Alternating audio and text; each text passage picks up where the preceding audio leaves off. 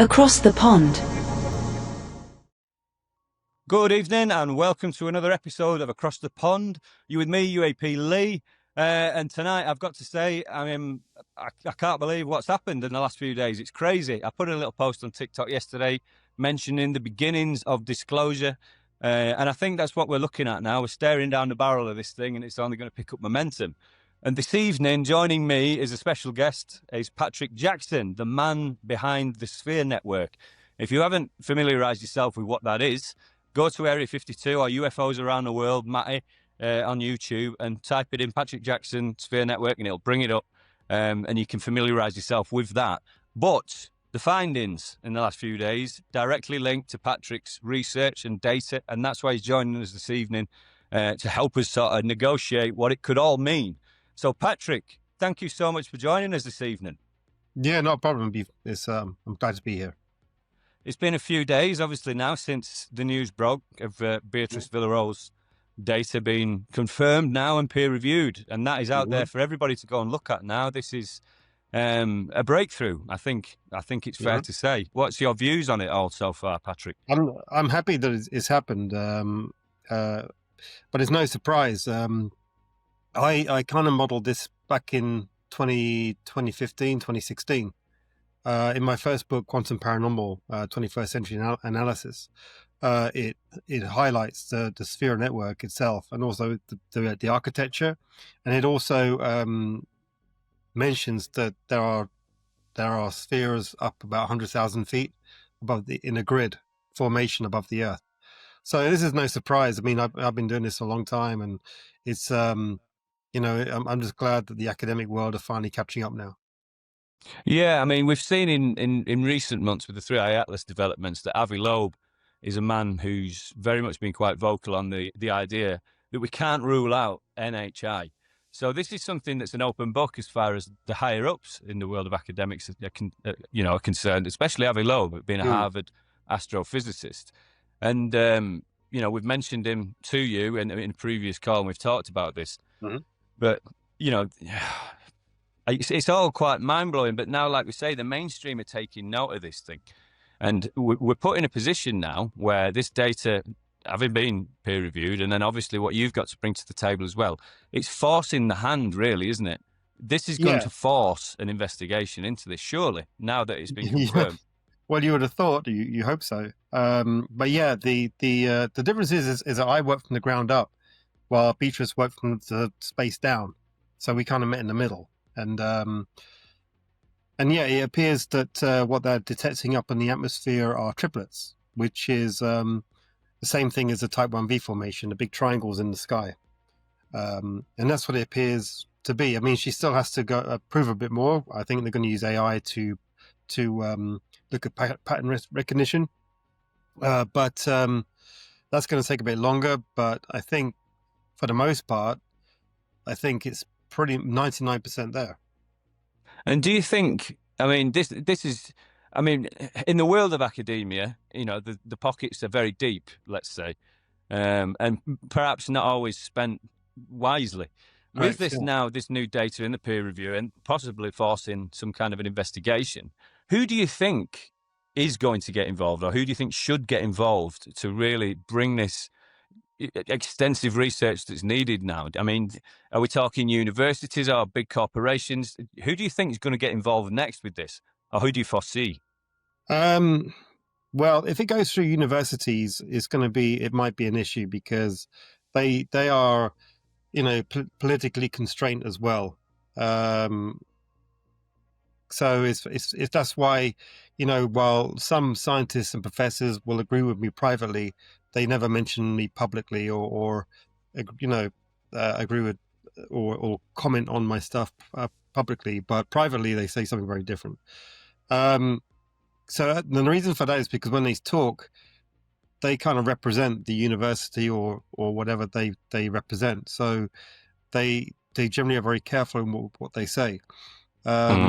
Regarding who's going to take it further, I have no idea. I would like it to be private industry. I would like it to be private people or companies. Brandon would be a good example because he's got Skinwalker. That would be a good, because the Sphere Network operates out of Skinwalker. One of those, Skinwalker is one of the locations it operates from. So it would be good to maybe do something with him. But we'll see. If not, there's other options out there. It's just about getting funding for it, really. There appears to be a lot of money for documentaries that don't really say much. Where they interview a lot of the same faces, saying the same things and so forth. And at the end of it, you haven't really learned anything new. That's my issue. But they got your 20 quid, and but there does so.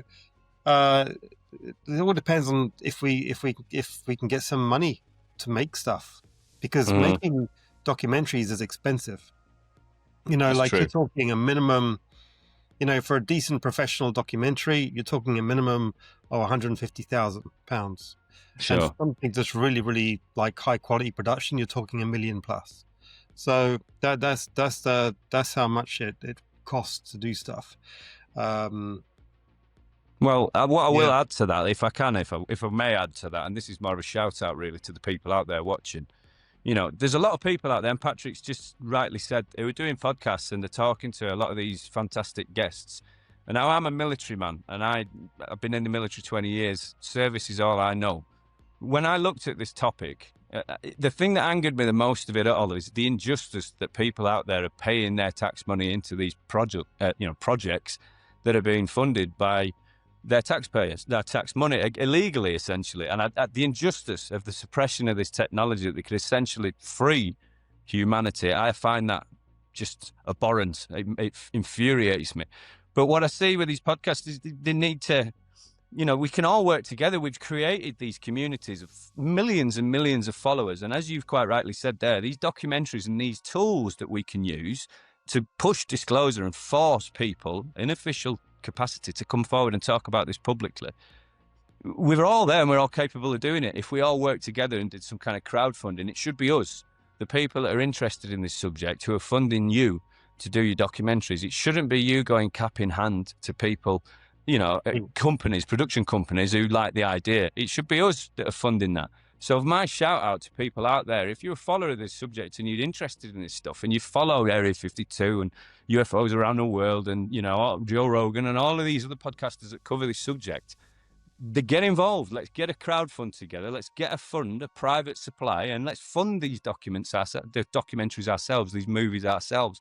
I think maybe that's something that we could look at, Patrick, leaning on the influencers and leaning on the fans to fund these projects. You'd certainly learn a lot more.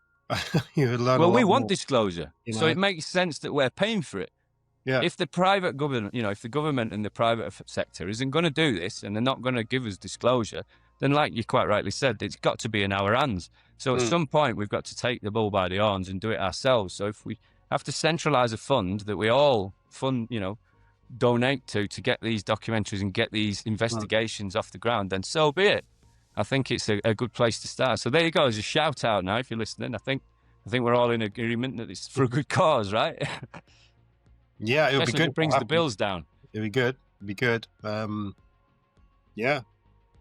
Well, whilst we're on that subject, you've mentioned the private investigation, and just to add some credibility to that idea, we've seen already now with the Boogosphere and the way that investigation developed, that's been kept completely in public hands.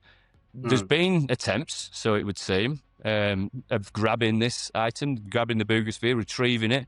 They've had interesting phone calls, they've had death threats, they've had all kinds of threats to hand this thing over from a private company, apparently, that lost it. The Boogosphere went out of their area of jurisdiction, it's their property and they want it back.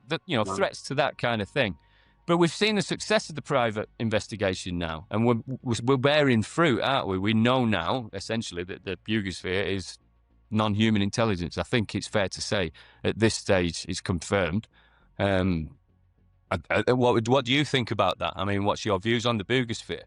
I'm not so convinced. I looked at the report, and the report looks a bit faulty to me. Also, they tested resin. And I don't know whether they got the resin from, because it's a metal ball. So, the resin was apparently there was a polymer coating around the entire thing. I watched the program on it last night. It was called Cosmic Disclosure. It was on YouTube. It was brand new. It was just out. It was delivered by Gaia, But it was an independent documentary. Essentially, Joe was Gablensk is the chap, the host. I can't remember his name. I'm not very good at pronouncing it. But he basically interviewed all the people involved, from the ground up, the people who found it, the people who had it next, and the people who had it next, and all the way to the very where it is now. And they seem fairly convinced, and the people involved are reasonably credible. Danny Sheehan, he's got involved, and he's fairly credible. I think there's big question marks in the world of UAP over people like Stephen Greer still, about potentially what drives his motives. I don't know. I'm on the fence. That's my job to be on when I'm conducting an interview. Until I get all the information, I can't make the decision. But looking at this thing, it seems fairly credible. I mean, they've said that this resin is a polymer that's a protective over the thing. But the anomalies on this thing is the fiber optics are built into it, as in they've been layered in, factored into its production somehow. It doesn't seem like it's been made by anything we could do or replicate. Oh, no. I mean, we've put fiber optics in metals and plastics for a long, long time. They use it a lot in marine technology for boats and so forth, in submarines as well, I think. But it's like it's not. I haven't seen anything that it tells me that it's real. But I had people who I knew looking at it within the first few days of it being in the lab, and I had some real high resolution pictures taken of it. And I can see where they etched out the carving with like a cutting tool. And I can see. Well, they suggest that was done by a further civilization. That's what the suggestion is now. The suggestion is that this thing has been grounded before at another time in human history, and the humans at that time etched those carvings onto it. That's what the suggestion is from the documentary. So they're not claiming that those are original, those etchings. Okay. Well, I don't know. I mean, we'll have to have a closer look at it when the next time I'm around it, I guess, or we'll get close to it. So it's pretty interesting. We'll see how it develops. But the point I'm saying is that that's a publicly funded investigation, and we've had more information and more confirmations and more, I suppose, less taboo, should I say, around the subject as a result of this thing being found. So the positivity that's come from this, I think, is a good thing. And it's also, I think, obviously, people have quite mistakenly made the connection between the Boogosphere and the Sphere Network.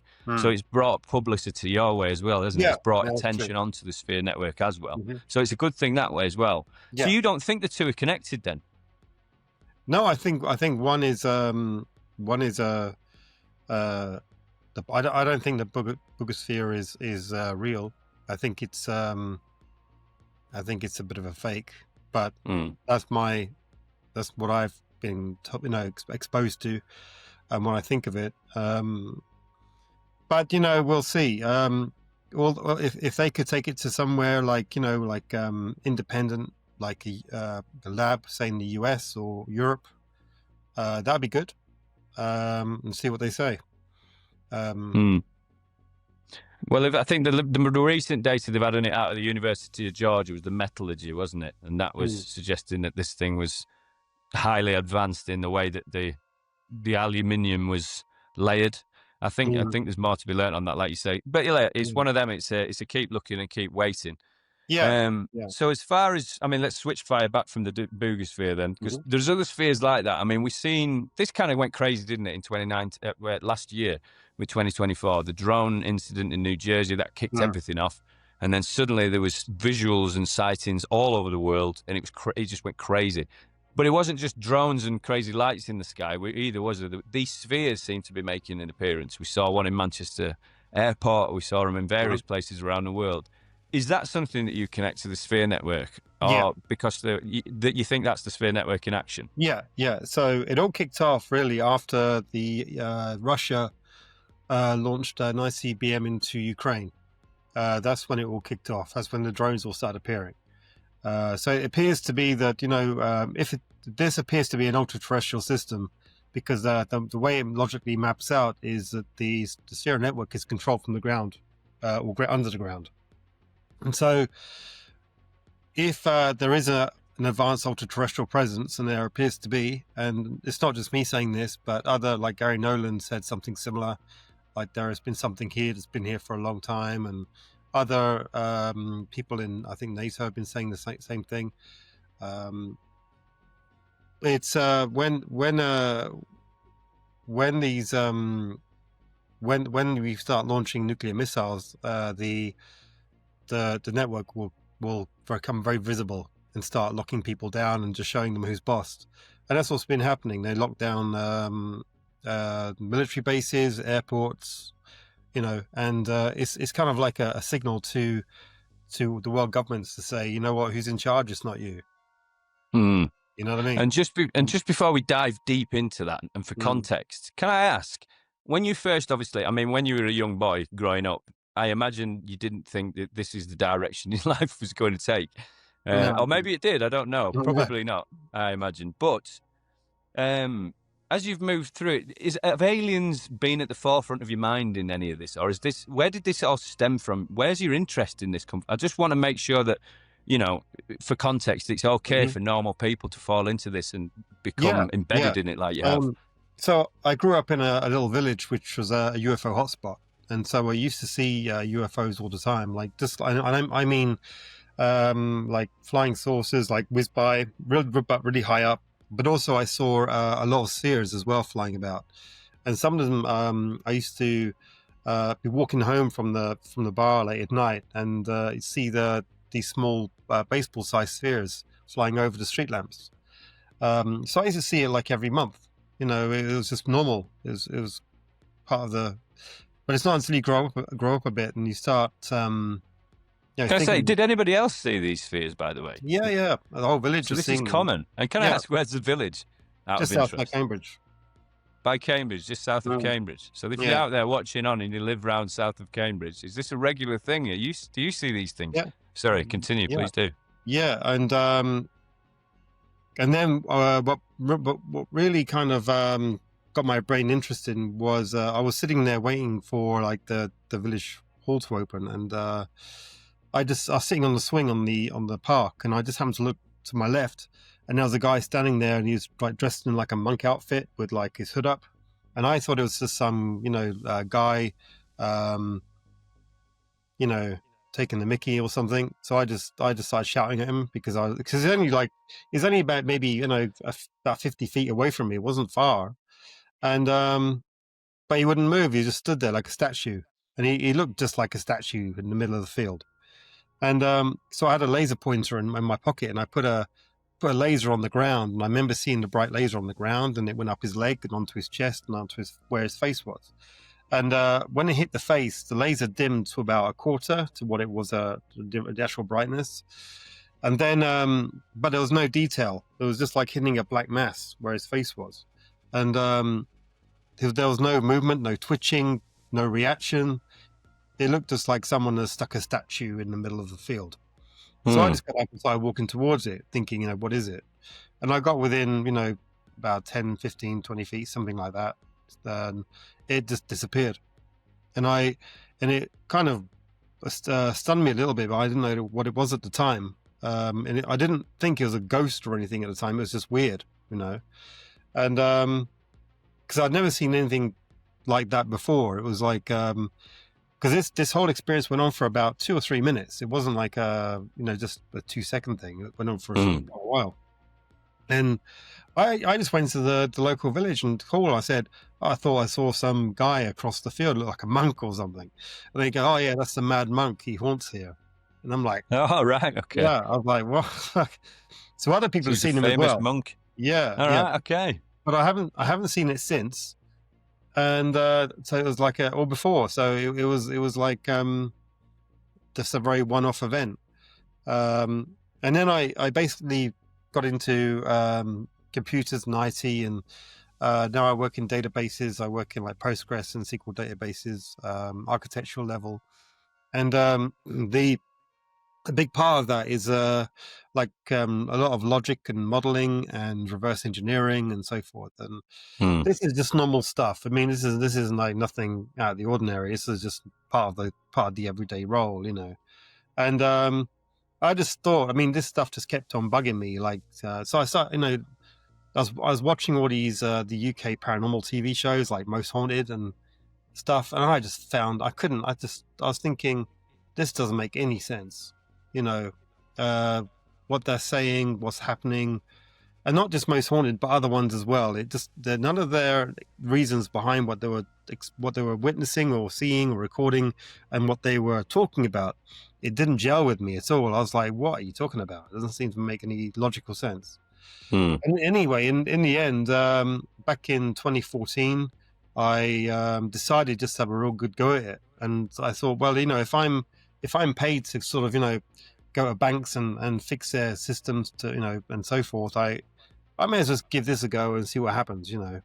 And so I hired out 30 East Drive, which is home to the most violent poltergeist in the UK.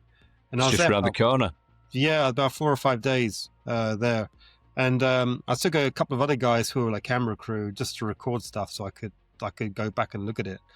And yeah, it was really crazy. For 4 nights, we got no sleep. It was bonkers. And within 15 minutes of being in the place, the door downstairs, the coal shed door was banging, dong, dong, dong, dong, dong.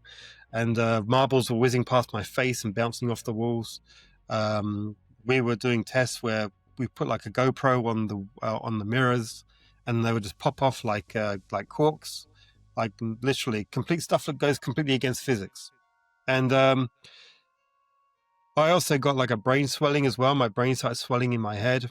And so after these 4 days, we couldn't wait to get out of the place. And it took me like a year before I really started digging into it, just to really clear my head. I can imagine the conversations at breakfast in the morning were interesting. Oh yeah, and well, it's a lot like a steam room. That's how I kind of describe it. It's like when you go in there, it's fine, but after you've been in there for half an hour, you just want to get out. And that's the kind of feeling you're in. And then the longer you're in there, the you know. But other times you go in there and you don't feel anything, you know. And I'll explain this why later on. But yeah, we were in there. It took me about a year of thinking about it because it really confused me. I had some ideas of what it could be, and they all fell to pieces. I had to start from scratch again. And I used to sit back in my office in London, and I used to finish work about half 5, and I'd work till about 7:30 just on this stuff every day for like maybe I think like 3-4 months. So this became your passion then, didn't it, really? Yeah, I just wanted to see what the hell it was. You know, I just wanted to see if I could do it. And in the end, I finally got hold of this image, and I looked close at it, and it rang a bell because it was like this small silver sphere, which was hovering off the carpet, just off the floor, like literally the size of a baseball. And I remember that because I remember that's what I used to see back home when I was flying, when they fly over the roof, over the streets. So I was like, it's the same thing, you know. I was like, oh shit. And when I had that, it was the eureka moment because I all the jigsaw pieces in my head all clicked together and made a picture. And it came very, very apparent very quickly what was really happening. And what it really is in a nutshell is these small type 3 spheres, as I call them, they're transponders. So they're like drones, but they fly around the house and you don't really know they're there. The way you can see them is under infrared. You can see if you can determine the difference between controlled flight and random movement, you can spot them flying about. They're mostly in the attics or the basements of a building. And most of the time they're just flying about and no one even knows they're there. But then when they activate and they start relaying, they relay gamma radiation and microwaves, which has all been detected and graphed in my book as well. And when they're doing that, because they're producing these high energy emissions, they perform actions to move you away. So all they're doing is they're using their propulsion system to commit force on objects to make them move or bang.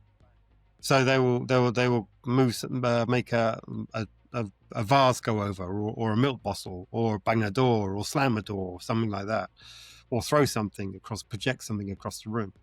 And so what they're doing is that they're performing these diversionary actions because the further you are away from them while they're relaying, the safer it is. It's to do with the inverse square law of radiation, whereby obviously the further you are away from the radioactive source, the safer you become. And this is why people feel sick and faint inside these buildings and get nauseous and headaches and what you call like a paranormal hangover. It's all actually low dose radiation poisoning. Well, it's interesting because you obviously come at this from a paranormal point of view initially, and obviously connections have been made a little bit down the line. But this is a tale as old as time as far as witness testimony is concerned with the UAP phenomenon. Anybody that gets close to technology that may or may not use anti-gravity or interdimensional movements seems to have an effect on people, humans that are close by, and not indeed biological organisms as in grass and plant life seems to be affected as well.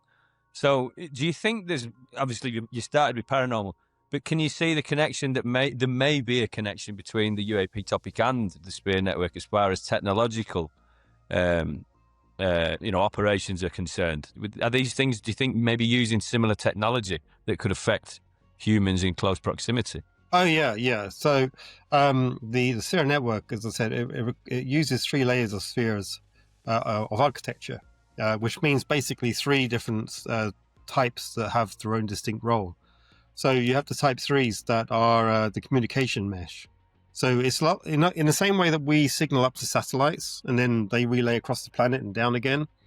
They're doing it in reverse. So they're signaling down from space and then they go across the ground and then up again. So it's like our own satellite network, but in reverse. And then they signal up to the type 2s, which are effectively, they take a low energy signal, which has been broadcast from within buildings and near people. So it's like a low energy signal. And then they amplify that up to a high energy signal, which then goes all the way up to the type 1b formations, which are the big triangles in the sky. And what is it they're sending, do you think? I mean, what data are they sending, or what are they trying to do? It appears to be telemetry data. Okay. Yeah, so it's we're like talking sensing. Yeah. It's actually it's an 18-bit code from what we can tell. And all it's really doing is, I think it's just telemetry, just raw telemetry data, as in, go here, go there, coordinates kind of stuff. And I wonder why. Because the Spear Network is a global defense network. Okay. So if it's operating, I mean, you went to specifically that house in Pontefract. Now, I live in the area. I know it's a rough place, but I don't know if it warrants having a Spear Network defending it. So what do you think why is it there when you're there? I mean, where's the threat that warrants it arriving there and trying to warn you away, basically? What's the threat that's so bad? So the type 3s, they're like any network, like a cellular network. Yeah. They in the same way as your cellular network you might have like a cellular tower outside your house. The network goes where it has to go. It's not like it just chooses where it wants to go. It has to go where it wants to go. Yeah, but most of the time it routes through it appears to route through like unpopulated areas. So it would use stuff like bridges or tunnels, or caves or holes in the ground to relay from. But then when it goes through urban areas or populated areas, it uses buildings. And the reason why it uses buildings because the building materials themselves will absorb the electronic emissions. So what you're dealing with is like a microwave-based communication network that uses buildings to mask the electronic signatures, and it burst relays as well. So if an object comes into our airspace and looks down, it doesn't detect the network. It all blends in with background radiation. So only switches on when it needs to, and then switches off again. So it's a very stealthy, and that's why it uses microwaves, because microwaves are directional. So sure. So it's burst relaying, they're relaying and then coordinating, and then what they're doing, they're then surrounding the target that's coming in. So yeah, that it appears to be a hypersonic AI-driven defense network. And do you think each individual sphere is self-aware, or do you think it's being operated via signals from a central control hub of some kind? So they like our own drones, they use AI. In fact, the way you can tell it's AI is because it's hypersonic. Like it's not like anything living can be controlling that in real time. It has to be done by, and also the way that they coordinate together, they have to be all synchronized as well. So it's a hypersonic AI-driven system. However, like our own drones, they can become remotely controlled as well. So sure, it's a bit of both. Yeah. See, the issue is, I mean, when we're talking these kinds of speeds, any kind of conscious thought I think is too slow, probably. I mean, someone pulling a handle somewhere, I mean, it doesn't matter where you are. If you're moving at that speed, it doesn't matter if your control room's 1,000 miles away. Right. You've still got to react to those movements, which makes that essentially impossible. That's And right. we know from the UAP topic as a whole, consciousness comes into it. There is the psionics, the CE5, remote viewing. This is something that goes back years and generations now. So we know that the mind can do incredible things. And we think that these things, UAPs I'm talking about, from witness testimony, are controlled via the mind, or some kind of conscious element comes into it. Are we talking potentially that there is something biological that could possibly be working this thing with its mind, a consciousness, or do you think it genuinely is a technology operating from some kind of CPU somewhere? No, I think it's mostly a technology, but there is a like a man's element to it, because in order to build something like this, you need a technical staff that is doing all the upgrades, the server rooms, the infrastructure, all under the ground, and that has to be manually done. But the actual system itself is mostly AI. Okay. Now, you've looked at this thing from a paranormal type, view, and Avi Loeb said something. Was it Avi Loeb? No, I don't think it was. It was Greg Braden. I don't know if you're aware of who Greg Braden is. It's somebody I really like. And he says something. He says, if you fall too much onto the spirituality side of things, I think this is something I say, you can get lost, I think, looking for answers, because all you're doing is basing your stuff off theology, basically. Yeah. But if you look at the science as well, if you stay too much in there, I think you'll get lost in equations forever. I think the healthy way of looking at this is a blend of the two, because the science tells us what something is, and I think the spirituality element can tell us what it could mean. So the combination of the two together. So that being said, with this, it's so hard to digest this thing. I mean, we're talking about ultra-terrestrials, for crying out loud. There's an alien element to this, and I'm not naive and stupid. I don't think I'm ignorant enough to believe that there's probably one source of non-human intelligence. I think there's probably multiple operating. But what you've zeroed in on, starting at paranormal, has now led you to ultra-terrestrial. So for the viewers just looking on there, what's the difference between an ultra-terrestrial and an extraterrestrial? The ultra-terrestrials live here, and they always have. And the extraterrestrials are the one who live somewhere else, and they come here. Okay. And what it really is one is keeping the other out. That's all. And you think that the ultra-terrestrials are natives to this planet and potentially came here before us? That's right. And we look at the history books on this thing, and we're talking globally now. From almost all four corners of the world and religions, there has been documented cases of these spheres, these things, anomalies, whatever you want to call them. And they've appropriated them with whatever they've thought at the time, sky people, all the rest of it, whatever else. So these things go back longer than essentially human history. Correct. That being said, who do you think put these things here, and are they still here now operating, do you think? Or is this just a technology that just happens to be reactive to the atmospherics of the world, for instance? I don't know. I mean, put the meat on the bones for us, if you will, just on that and what I've said. So in the book, I've actually got a picture of what I think is one of them. I managed to use like a dog whistle system and get a response, and I got an image. Actually, it's a video, but I got a good image of it. It looks like a big grey, big eyes and so forth. Pretty big as well. I've seen it, yeah. Yeah. It's quite remarkable, and it's not something that you could mistake for smoke or fog or anything else like that.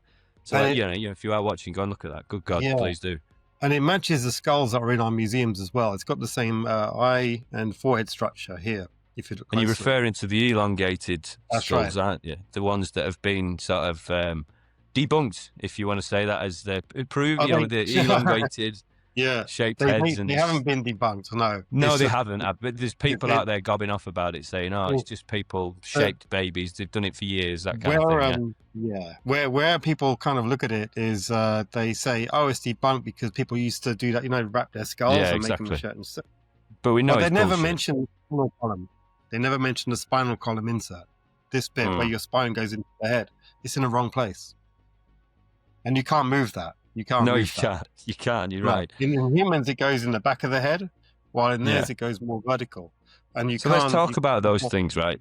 I mean, you make the connection that these potentially elongated skulls are the same creatures, and that these things may have been widespread at some stage on the surface, possibly, is what you're suggesting. Now, Maybe. this thing on the camera, it's obviously not in plain sight. It's not in biological form that we would recognize. It looks like it's moving as smoke, essentially, doesn't it? Or either that or incredibly quick. So Yeah. is that what you're suggesting? This thing's just moving really fast? Because you used a specific light, didn't you, to capture this thing? Yeah. So what it appears to be is that they're using what I call localized time dilation. So what that means is that when they walk around, they like wear something or they press something on them that puts like a bubble around them, like time bubble distortion, and we're all in freeze frame.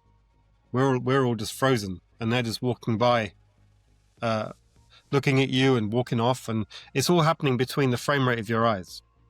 And so the way you pick up on that is you use like the Q code strobe that I came up with, which is a coded strobe that is constantly in a state of flux. So what it does, if you're using some sort of optical stealth, this thing will what they call burn through it. It will burn through the system, and you'll get a reflection, and then you can see them. However, it's very quick, so you need to use high-speed cameras as well. And we'll be lucky. So let's just for context here. I mean, 30 frames per second is considered pretty good, right? And the camera that you captured this thing on was operating at what? 60 frames a second. Yeah. And it was still not great. You know, you can't make it out. So how many frames a second, and what does that convert to speed? What speed was this thing shifting at? Well, I mean, the camera was at 60 frames a second, and you only saw it for about 7 or 8 frames. So yeah, work that out. It's crazy fast. But if you had a camera that was running at say 200 frames a second, you'd see it a lot better. And is that something that can be done? Yeah. I mean, obviously you've got a hell of a lot in the pipeline. I can imagine when you captured that thing, you immediately thought, I need a better camera. So is there any plans to go out and try and find these things? Not yet. I mean, remember, I did this 10 years ago. Everything in the book is done 10 years ago. And when I wrote the first book, I mean, no one really understood it, and it never really got anywhere. It wasn't until I rewrote it, and then suddenly the US government started talking about spheres and stuff as it suddenly come to light. But I mean, now, I mean, you could, now I could, if I had a bit of research funds, I could get a high-speed camera, and repeat it. So what we're saying again, I mean, we're looking at, we're saying this to the people. You know, if you're a fan of the UAP UFO topic, and we want disclosure, this is the only way these things happen. You're hearing a man here himself has committed a lot of his adult life to basically discovering this and succeeding. Who's asking for donations? You know what I mean? And money. This is all we need. Basically, we need to fund this ourselves if we're going to get disclosure. And you're already on the right track. It makes sense that people get behind you. So we're going to have to talk off air about this and try and get some stuff going, because we need to. This needs to happen. This is research that needs to be looked at. Do you know what I mean? It really does. This concerns us all, doesn't it? But so if there are people out there right now, can you go and get one of these proton lights? And if they just happen to have a very good, 200 frame per second camera, for instance, just lying around, they could buy one of these lights that you've developed, correct? Yeah, it's not called a proton light. It's called a Q code. Q code, sorry. Yeah, it's basically a programmed strobe. What uses electric blue color, which is a very short wavelength of light. And when you do it in this kind of, with this algorithm that we use, it overwhelms the stealth technology that they use. In fact, I really wanted to put it through private industry and give it to the military, make some money. But in the UK, makes sense. It's very difficult to get this stuff. In the US, it is quite easy to do that, but in the UK, this kind of stuff is very difficult to move forward with. Well, it depends on how you look at the conspiracy, but I think maybe there's a suggestion that Dwight Eisenhower made that deal and made a mistake in 1953-4. If he did indeed make that deal, I mean, that's conspiracy, and it's speculative, so we'll leave that one alone. But I think we can safely say that there's a mistake, I think, in giving anything to the military complex just because it's run by people who are not elected. civil service, essentially. And we know how corrupt that has been, and no doubt continues to be so. So again, I think it's probably best that this information's kept in public hands. And the fact that you're doing that, I think it just adds. I think you deserve all the credit in the world for that, and keeping this public. So on behalf of everybody, I'd say thank you for that. But it's on us, isn't it, to look further into this. So ultra-terrestrials, these things are moving incredibly fast. Do you think they're transdimensional?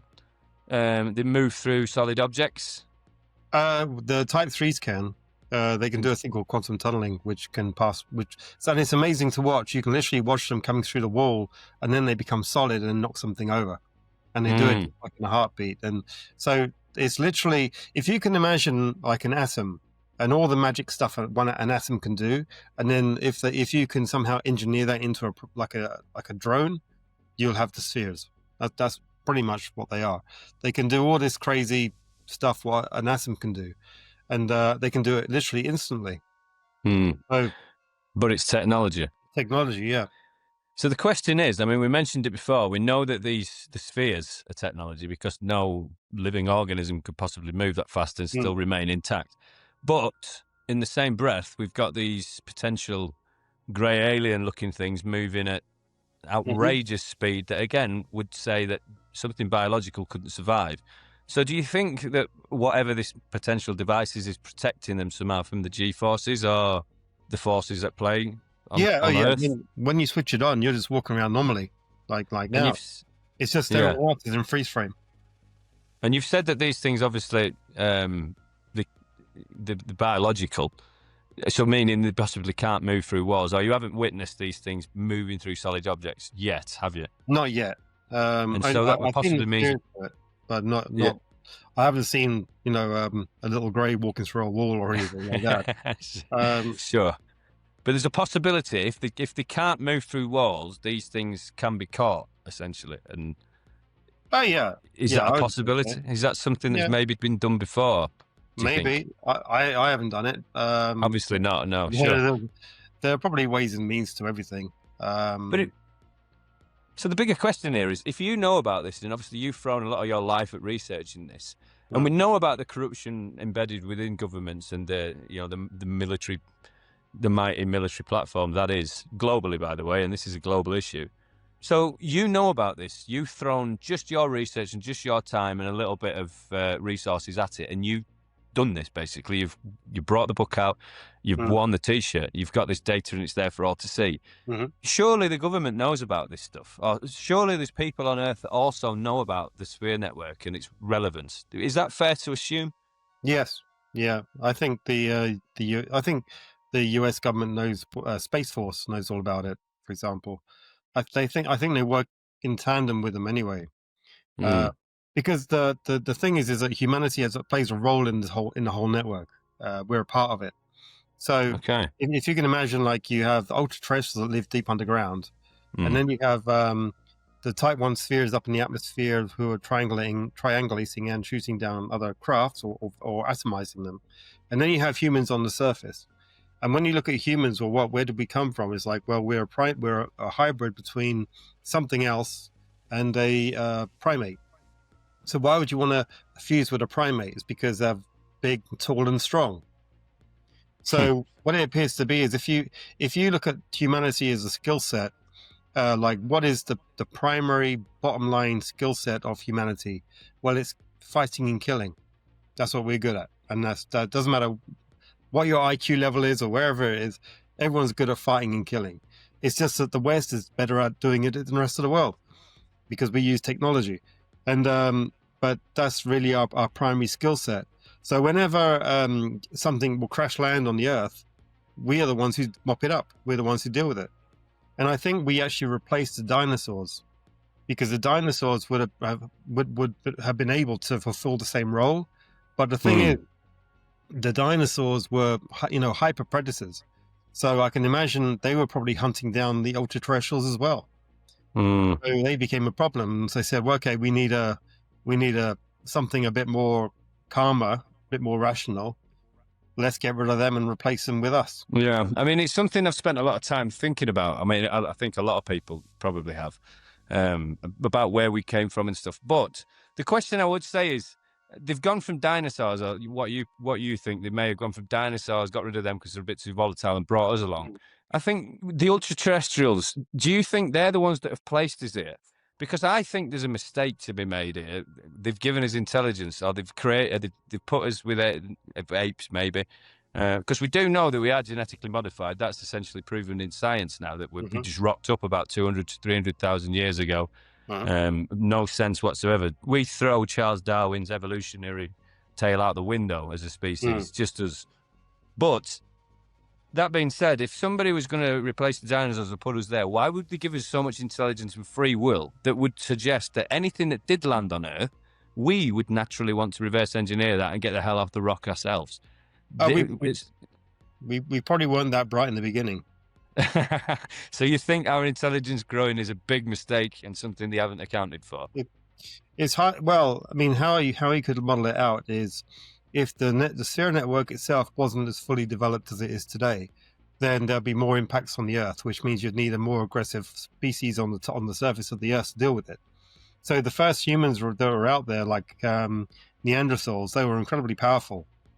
You know, their muscles were so strong that their bones, it would bend their bones. You know, and their bones were like this. So they were very, very powerful versions of us, I suppose.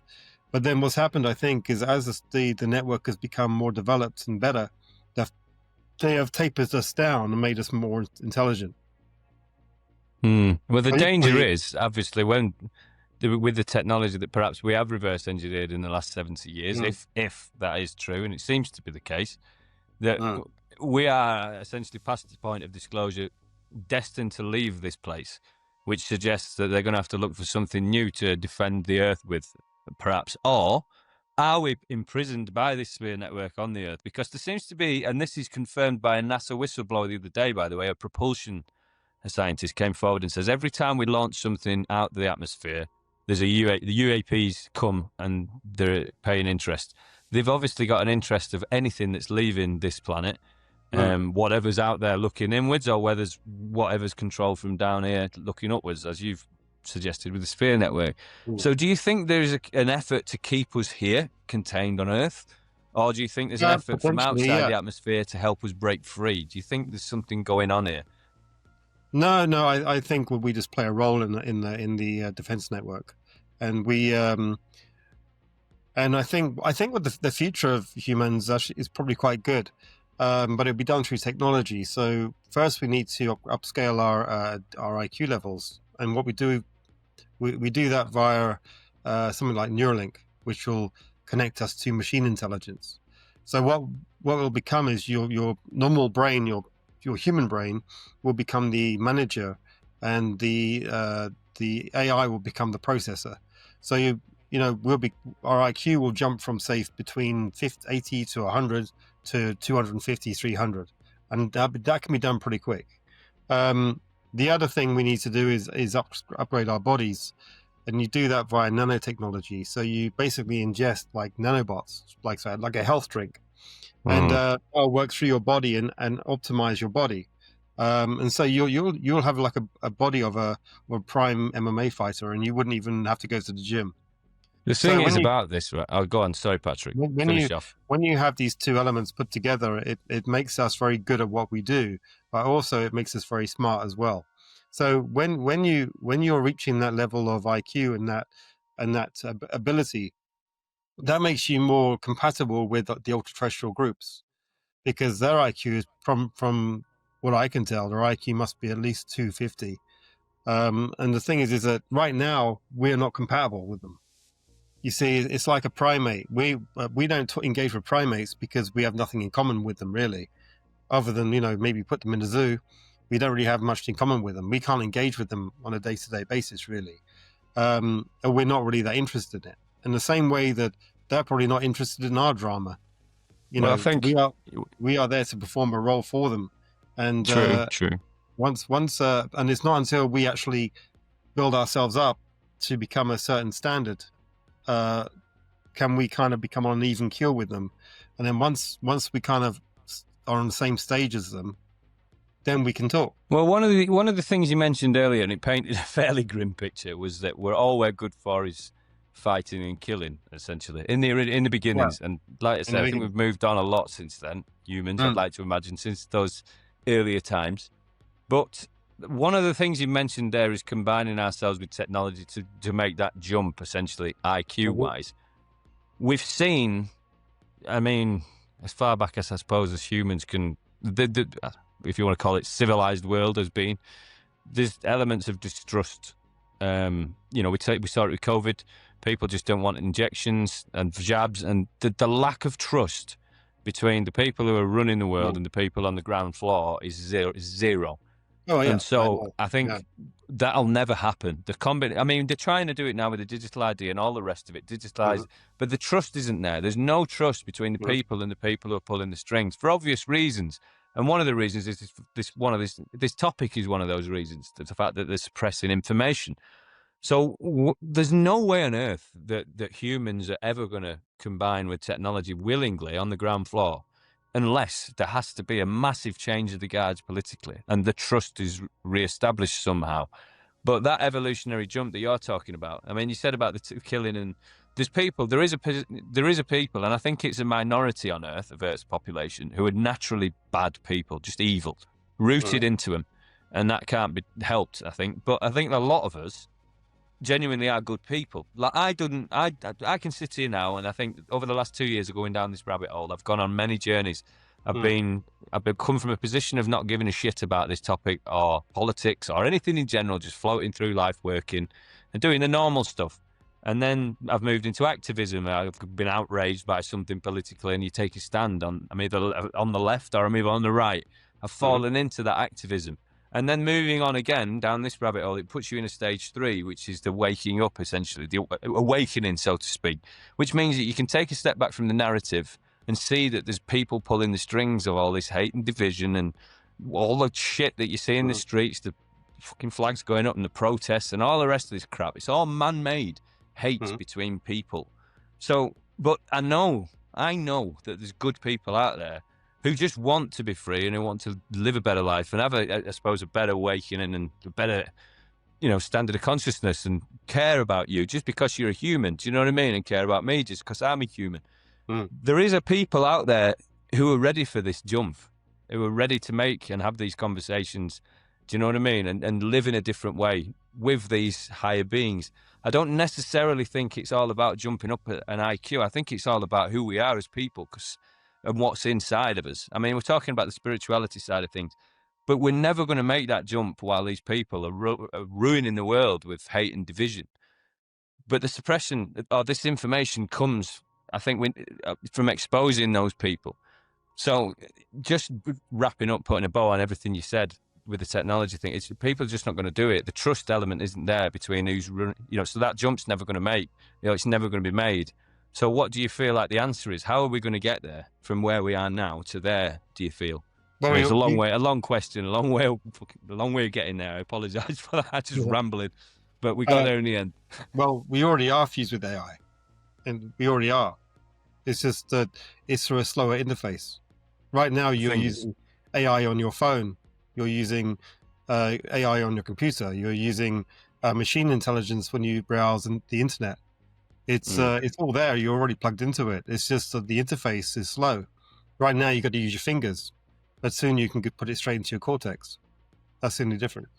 But there must be a way of doing it in a way where essentially you can put on a helmet, perhaps, or some kind of device on your wrist that will allow you to communicate telepathically. That's something that they played with before, or the idea of it, remote viewing. And there's the idea. I mean, the guy came forward the other day who worked for the NSA as a whistleblower. He came forward Hmm. that he was basically a bilingual operator. He spoke to these things, and that's what he was bred for. It was a crazy interview. I don't know if you've seen it with Jesse Michaels. No, No, Hmm. but he's talking about this. That was his job with the NSA, was to communicate with NHI. That was his job, and he did that telepathically. Now, Yeah. if there's a way of doing that, I mean, this is a guy who obviously did it from skill and learning. But if Hmm. he can do that and that, we can surely there's a way of creating advice that is non-invasive, whether people can use it. That's probably a better way of going to build the trust. I can't imagine people would be overly willing to get things stuck in their head and I chips don't and know, this, that, and the other. but I mean, with the current technology that we have so far, it would have to be an implant like Neuralink.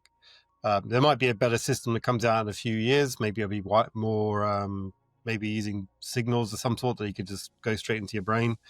But at the moment, the only way we can do it is through like physical implants, such as Neuralink.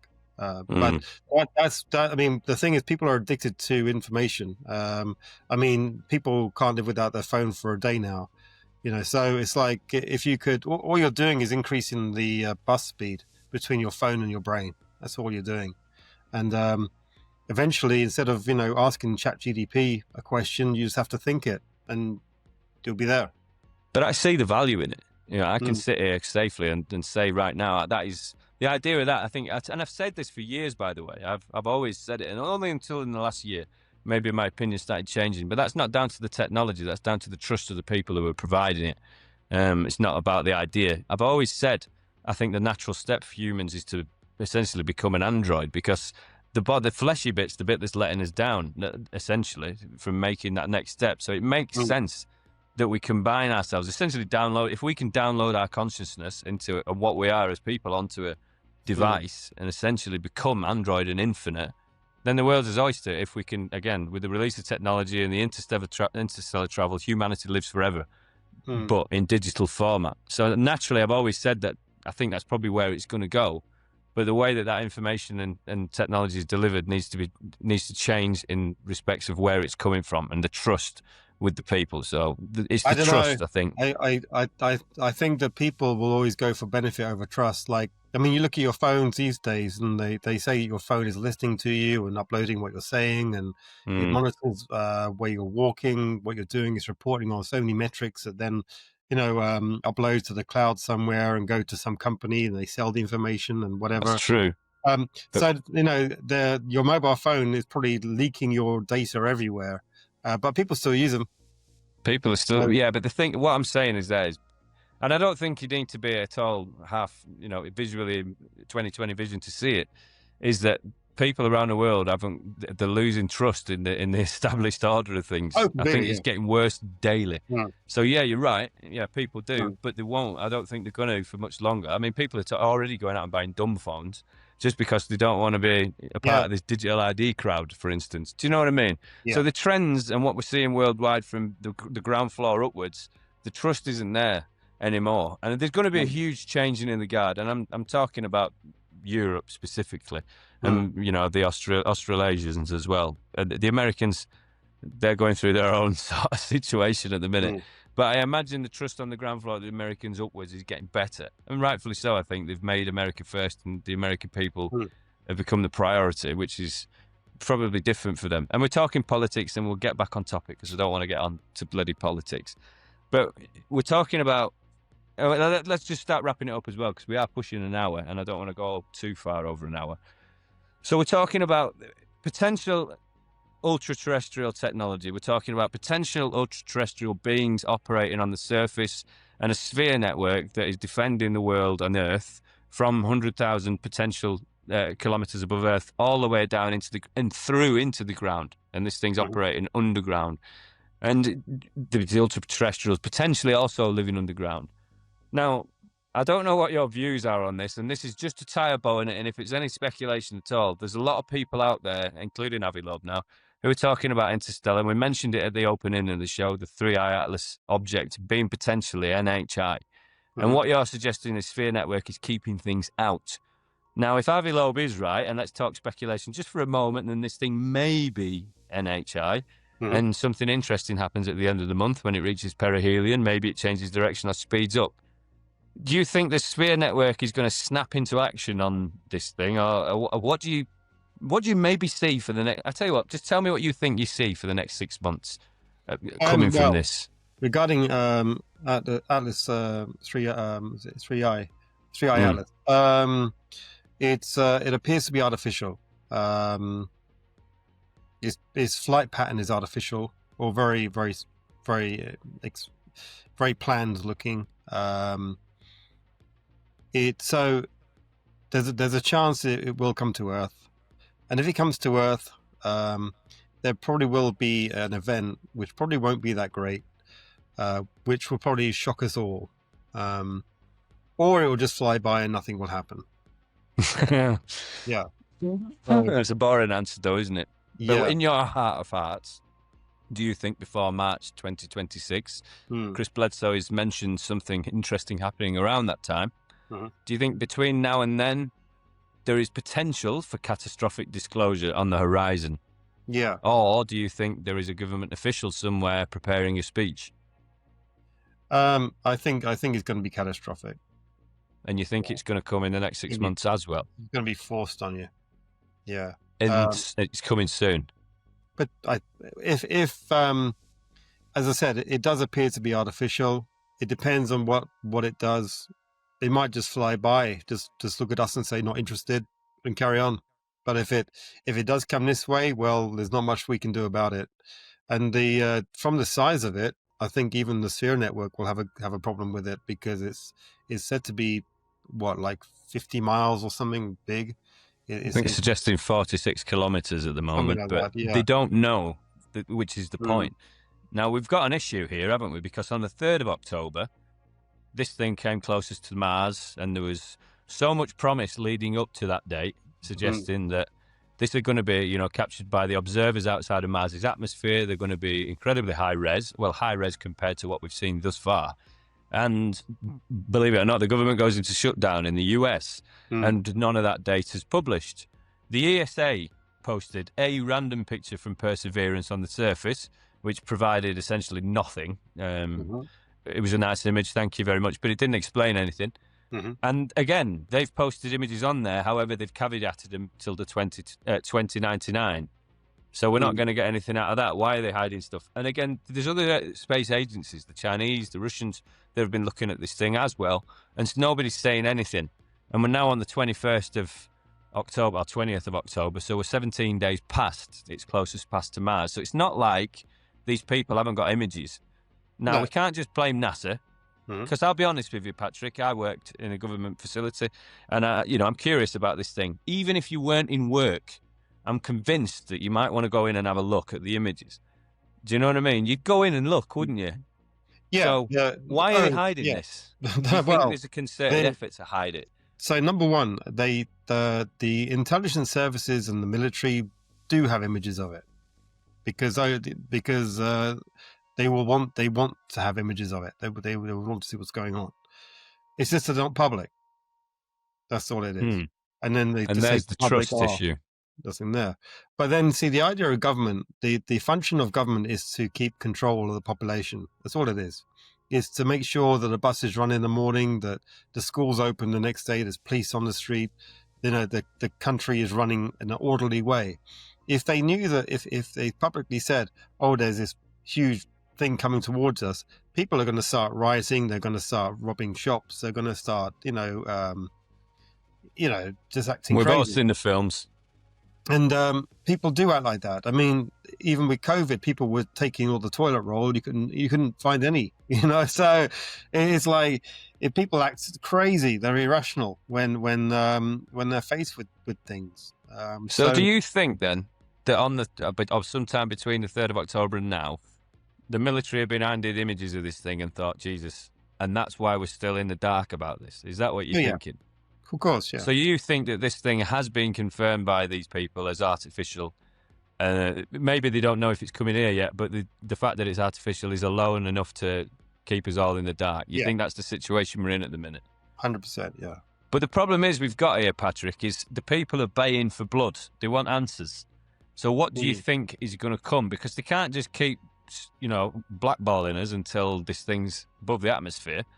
So they're going to have to say something. So do you think we're going to see a denial coming next? They'll only say something if it's imminent, as in about to literally arrive within 10 minutes.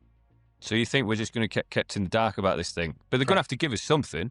So do you think they're going to lie and say, no, it's just gone past? But then again, there's amateur astronomers that are seeing this thing. Dobsonian Power, for instance, is watching this thing constantly. So there's people out there who'll be able to spoil the brew, so to speak. The thing is that the mass of people don't listen to individuals. So that guy could be seeing it coming in, but it's not going to change anything to the mass, to the group. So what do you think about Avi Loeb, though? Because he's going to spill, surely. Oh, we might do, yeah. I don't know. I mean, the thing is that the government will not say anything or do anything unless it's literally on top of you. That's it, because they just want things to stay the same and well, to keep order. You know, that's all their job is really. Is to But the keep longer order. time goes on, and the longer we haven't got any answers, the more noise is going to be made, and eventually it's going to be people with pitchforks and pickets anyway. Be it the outcome or not, it's going to get to that stage if they keep us in the dark, surely. Well, you got to remember the UAP community in the UK. Say, for instance, I mean, it's probably what 7-8% of the population. We're going to change that. But that's the thing. The government doesn't care if 7% of the population gets pissed off. It's when they get upset when 50-60% of the population gets rowdy. And if they start announcing stuff officially, then that's what's going to happen. So there won't be any food in Tesco. There won't be any, there won't be any toilet roll anywhere. It will be completely stripped out. Everyone will act crazy. Now they'll barricade like COVID. That would be the same thing, but 10 times worse. So the best thing for the government to do is just say nothing until literally it's going to be on top of you. Well, that's the UK government. Now, what I will throw at you, I'll say this. It's just my own opinion, by the way, but I think possibly, and this is just a theory, anybody watching on can argue with this and put it in the comments. By all means, give me your opinion. But I think there is potential here that Trump could be the guy who gives this information to the world. And I believe that for this reason. We know that reverse engineered technology has been kept suppressed, and one of the elements of that is national security. The idea of this technology falling into the hands of very dangerous individuals is real. So when you look at Trump and possibly what he's been doing the last 8 months, he's clearing the plate as far as wars on the world scene are concerned, making peace, settling everybody down. Maybe there's something to be said that he knows something's on the horizon coming, and he's clearing the plate as in to try and disclose this information before it happens, if that makes sense, trying to catch it and preempt the catastrophic disclosure, because he's got a massive ego. Everybody knows he has. Imagine if he went down as the president that disclosed this information to the world and told the world we're not alone. That would be something that would put him in the history books forever. So do you think there's a possibility that Trump is setting the world up for disclosure? Plus all we're seeing as well, with all the data coming forward, etc., etc. It's hard to say. I mean, I think when in an interview recently, Trump said he would love to tell us, but it's not his decision, which means it's their decision. It's the ultra-terrestrials' decision. And if they don't want to come forward, then it won't happen. But if something external comes in, then good chance it's going to be catastrophic and good chance it's going to be a bit of a mess. Yeah, I mean, I don't know where it's coming from at the minute. I really don't. I can't. I mean, that theory, I could say it's credible because I could see Trump doing it. I could see him being the guy that does want to deliver that information. And there's people in his family, his son, for instance, he's a massive advocate for this subject, Donald Trump Jr. Yeah. He wants this disclosed. And I saw that on an interview recently with somebody mentioned that he had directly said he wants this disclosed. So he's getting pressure from not just the people and the people in Congress like Tim Burchett and Eric Burleson, but he's also getting pressure now from his own family upwards, plus all the people and the data that's coming in, obviously now from Beatrice Villarreal and no doubt yourself as well, and no doubt in the future, especially now, hopefully, Avi Loeb is interested and is aware of your work, and maybe something can develop from there as well. But maybe he's going to be in a position where he's got to do something about this, because he can't keep running, especially if we're not getting information about the 3i Atlas situation, and it's going to put him in an awkward position, I think. Yeah. Well, we have to see what happens. I mean, regarding 3i, something big will happen or nothing will happen. And we won't know something big will happen until the last minute. But what I have noticed recently is, in the UK we have the emergency alarm on our phones now. Yeah, the government emergency. That's been tested quite a lot recently. So, twice, I believe, in the last year. Yeah. So it might be that would be the first sign of trouble. Well, it's not time. Well, maybe it is, I suppose. We are getting warnings and told to get 72 hours of stuff together, but not because of the UAP topic. for other reasons, which I suppose some conspiracy theorists do call distractions. But for now, I mean, this evening we'll tie a bow on it. Patrick, what I will say is the future looks very bright for this subject, not necessarily for humankind, depending on which side of the fence you fall on. Yeah. That's obviously speculation, and no doubt we'll find out a lot going forward in the next 6 months. But going forward, I've mentioned it before in this podcast this evening, this is our job to get this disclosure and get this data out there and get it mainstream. It's not the mainstream's media. It's not the mainstream's baby to deliver. They're not going to. We know that. We've seen that over God knows how many years of lies now. This falls on our laps. It's our job to do this. So Patrick and people like Patrick that are delivering solid information on this need our support. And that's not just by likes and clicks and follows. We need to put together something for all of us, a fund where we can all be a part of this thing and we can all deliver this disclosure together. So we will speak off air, Patrick, about that. And no doubt we'll get some kind of consortium together and we'll put a plan in place because it's needed at this stage. There's too many people. Mark Christopher Lee's another one who's dying for money, funds to get documentaries together, along with yourself. So if we can all come together, we can all make a concerted effort to get this out together. Patrick, thank you so much for joining us this evening, and I'd love to have you back on again. Obviously, it's a developing situation. No doubt you've got a hell of a lot to do in the next few weeks, I imagine. A lot of questions coming your way. Thank you so much for joining us, and thanks for coming on. And we look forward to having you on again. Yeah, no worries. Thank you very much for having me. Cheers. Guys, thank you very much for tuning in. This has been Across the Pond. Yeah, wow. This is going to be on, no doubt, this week sometime onto the podcast. So look out for that. It's going to be an incredible premiere. Get over to Across the Pond on TikTok. Follow myself on UAPLee because I'm going to be keeping everybody abreast of the information as it's developing. Obviously, that's what my job is to do. Guys, thank you. Click like, subscribe, and we'll see you next time. Take care. Right, thank you.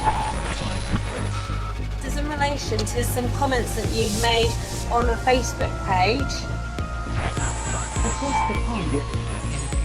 This is a Fox News alert. The Epstein files have been released. Across the pond. You're looking at now, sir. Everything that happens now is happening Very serious. now.